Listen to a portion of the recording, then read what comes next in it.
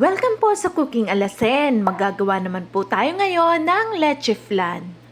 At 4 na itlog lamang po yung ating gagamitin sa ating recipe.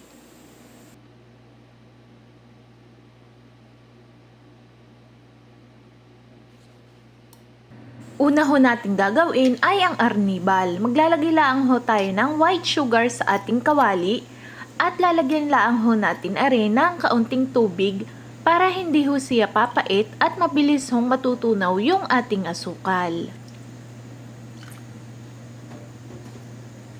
At kapag kagarni na ho yung kanyang kulay ay patayin nyo na ang apoy at agad nyo nang isalin sa inyong mga preferred na llanera.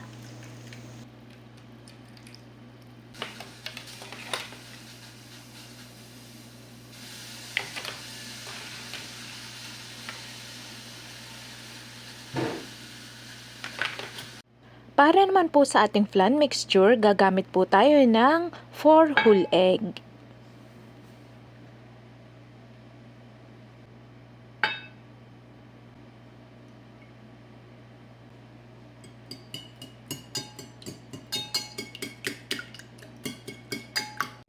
One can or 390 ml ng condensed milk at 1 1/4 cup ng fresh milk or evaporated milk. At vanilla essence. Haluin lang ho natin ng dahan-dahan hanggang sa mag-well combine na yung ating mga ingredients.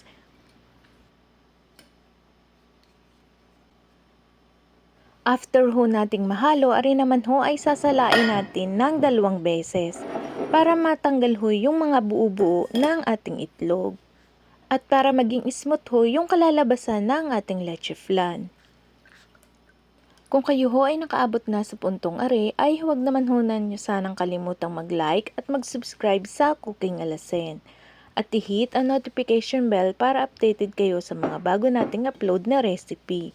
Mura na, masarap pa.